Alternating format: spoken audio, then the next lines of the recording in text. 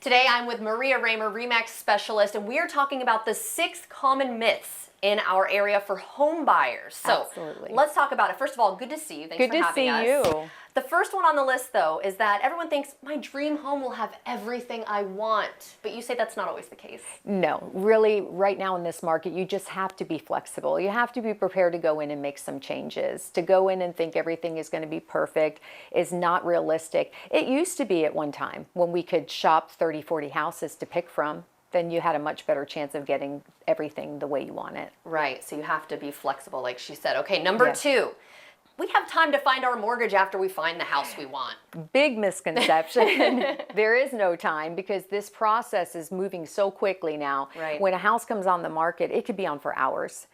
Days seem to be the long side of things anymore. Really? So it's quick, it's turning fast. So you have to be prepared up front. You have to know your buying power. And when you put an offer in, you've got to have that bank letter or proof of funds with it so the owner knows you're serious and that you're a viable buyer. Otherwise, your contract will just get tossed to the side. That makes sense. They want to make sure that you can actually buy the home first. They do. All right, number 3, handling the home buying process on my own. I got this. I don't need help. Yeah, so the internet has made buyers feel very empowered because the information is there. They can pick and choose houses, they can see houses online. However, that's kind of where that stops. After that, you need the experience of an agent behind you, especially in a competitive market like this.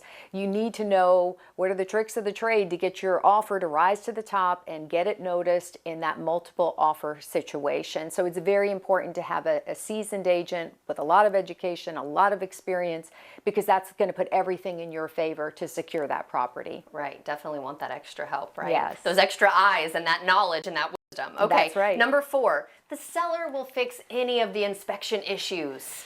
Used to be.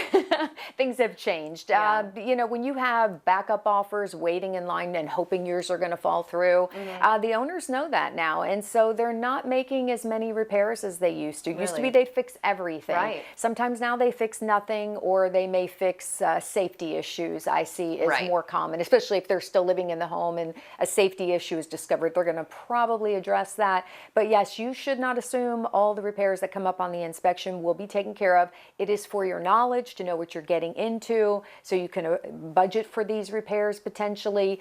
But you can walk from the contract with no penalty in the inspection period if you're not happy with the results and if the seller is unwilling to make those fixes for you. Good to know. Okay, number 5, asking price. That's going to be what I'm paying.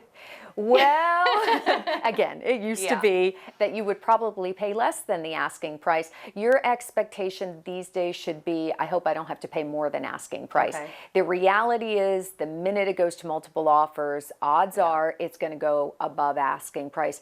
And sometimes in certain areas, significantly above asking price. So if you have no competing offers, you might have a chance to make a reasonable offer on the property and you might get a little bit off of the price, but the expectation should be at least full price.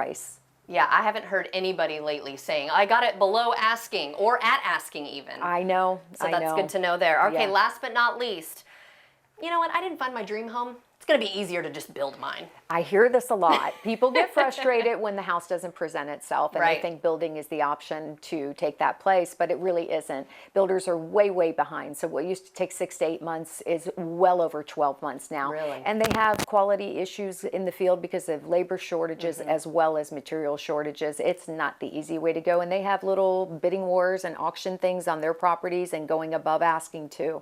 So it's really not going to help you. Yeah. So thank you so much for these great tips. And if somebody wants to get in touch with you, how do they do that? MariaRaymer.com. All right. Thank you so much. Happy holidays. Happy holidays to you. And if you'd like to see this segment again, just head on over to firstcoastliving.net.